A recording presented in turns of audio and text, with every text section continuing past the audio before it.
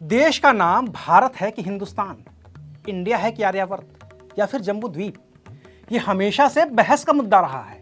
लेकिन फिलवक्त बहस सिर्फ दो नाम के इर्द गिर्द केंद्रित हो गई है और वो दो नाम हैं इंडिया और भारत।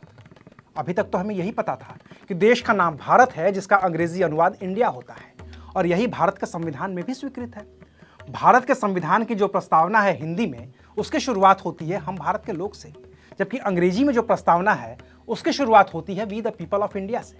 लेकिन नाम तो नाम होता है, वो हिंदी या अंग्रेजी कैसे हो सकता है?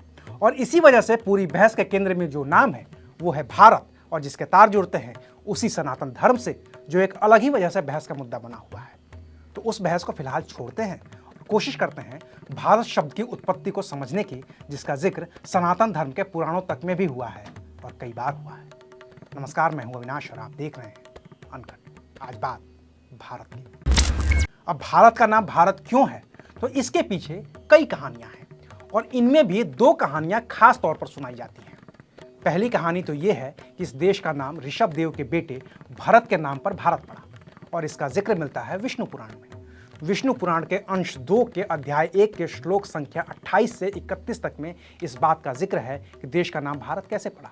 32वां श्लोक कहता है कि ततश्च भारतम वर्ष मेतल्लोकेषु गीयते भारताय यतः पित्रा दत्तम प्रातिष्ठता वनम, यानी कि पिता ऋषभ देव ने वन जाते समय अपना राज्य भरत को दे दिया था। तब से यह इस लोक में भारतवर्ष के नाम से प्रसिद्ध हुआ। लिंग पुराण में भी श्लोक है। वो श्लोक कहता है कि सो विचिंतयाथ ऋषभो भरतम पुत्र वत्सला ज्ञान वैराग्य माश्रित्य जितवेन्द्रिय होरगान हिमाद्रेर दक्षिणम वर्षम भरतस्य न्यवेदयत तस्मातु भारतम वर्ष तस्य नामना विदुर्बुधाः, यानी कि अपने इंद्रिय रूपी सांपों पर विजय पाकर ऋषभ ने हिमालय के दक्षिण में जो राज्य भरत को दिया, तो इस देश का नाम तब से भारतवर्ष पड़ा। भागवत पुराण के अध्याय 4 में एक श्लोक है। वहाँ लिखा हुआ है कि ये शाम खलु महायोगी भरतो ज्येष्ठ श्रेष्ठ गुणा आसीद येनेदम वर्षम भारतमिति व्यपदिशन्ति, यानी कि भगवान ऋषभ को अपनी कर्म भूमि अजनाभ वर्ष में 100 पुत्र प्राप्त हुए, जिनमें से ज्येष्ठ पुत्र महायोगी भरत को उन्होंने अपना राज्य दिया और उन्हीं के नाम से लोग इसे भारतवर्ष कहने लगे। इसके अलावा दूसरी कहानी ये है कि राजा दुष्यंत और शकुंतला के बेटे का नाम भरत था, जिनके नाम पर इस देश का नाम भारत पड़ा। महाभारत के आदि पर्व में दूसरे अध्याय के श्लोक संख्या 96 में लिखा है कि शकुंतलायां दुष्यंताद भरतश्चापि जगिज्ञवान यस्य लोकेषु नाम्नेदम प्रथितम भारतम कुलम, यानी कि परम तपस्वी महर्षि कण्व के आश्रम में दुष्यंत के द्वारा शकुंतला के गर्भ से भरत के जन्म की कथा इसी में है। उन्हीं महात्मा भरत के नाम से यह भरतवंश संसार में प्रसिद्ध हुआ। लेकिन अब इन कहानियों से इतर देखते हैं कि आखिर पुराणों में भारत का जिक्र किन संदर्भों में हुआ है और आखिर वो कौन कौन से श्लोक हैं जो भारत शब्द की व्याख्या करते हुए दिखते हैं। तो विष्णु पुराण का एक श्लोक है जो भारत की सीमाओं को प्रदर्शित करता है। विष्णु पुराण के दूसरे खंड के 3 अध्याय का पहला श्लोक कहता है कि उत्तरम यत् समुद्रस्य हिमाद्रेश्चैव दक्षिणम वर्षम तद भारतम नाम भारते यत्र संतति, यानी कि समुद्र के उत्तर और हिमालय के दक्षिण में जो देश है उसे भारत कहते हैं, और इस भूभाग में रहने वाले लोग इस देश की संतान भारतीय हैं। विष्णु पुराण के ही दूसरे खंड के 3 अध्याय का 24वां श्लोक कहता है कि गायन्ति देवाः किल गीतकानि धन्यास्तुते भारत भूमि भागे स्वर्गा पवर्गा स्पद्मार्ग भूते भवन्ति भूयः पुरुषाः सुरत्वात्, यानी कि देवता निरंतर यही गान करते हैं कि जिन्होंने स्वर्ग और अपवर्ग के बीच में बसे भारत में जन्म लिया है, वो पुरुष हम देवताओं से भी ज्यादा धन्य है।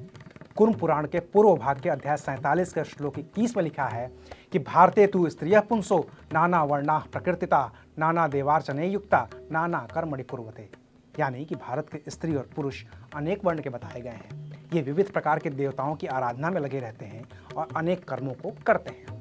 इसके अलावा महाभारत के भीष्म पर्व के 9वें अध्याय में धृतराष्ट्र और संजय के बीच की जो पूरी बातचीत है उसका केंद्र भारत ही है। इसके अलावा भी तमाम और पुराणों जैसे कि स्कंद पुराण, वायु पुराण, ब्रह्मांड पुराण, अग्नि पुराण और मार्कंडेय पुराण में भी भारत के नाम का जिक्र है। बाकी तो जब भी हिंदू धर्म से जुड़ा कोई भी अनुष्ठान होता है तो उस अनुष्ठान की शुरुआत से पहले अनुष्ठान से जुड़ा एक संकल्प करना पड़ता है, और उस संकल्प के श्लोक में भारत के तमाम नाम हैं, लेकिन उन नामों में हिंदुस्तान नहीं है।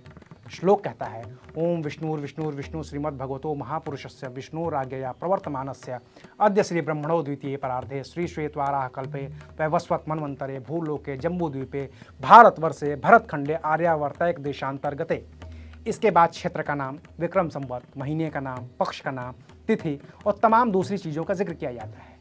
लेकिन इस संकल्प में देश के तमाम नामों जैसे कि जम्बूद्वीप और आर्यावर्त के साथ ही भारतवर्ष और भरतखंड भी समाहित है। तो कुल मिलाकर तथ्य तो यही है कि सनातन धर्म के प्राचीन ग्रंथ पुराणों में भी भारत का जिक्र है और महाभारत में भी। इसलिए ये शब्द तो सनातन की ही उपज है। इसलिए इस शब्द की उत्पत्ति पर किसी को किसी तरह का शको शुबा नहीं होना चाहिए। बाकी तो भारत का नाम भारत ही रहेगा कि अंग्रेजी में वो इंडिया हो जाएगा, या फिर कोई आकर इसे कहते हिंदुस्तान तो कभी आर्यावर्त या फिर जम्बूद्वीप करने की बात करेगा। तो ये उसकी अपनी राजनीति है।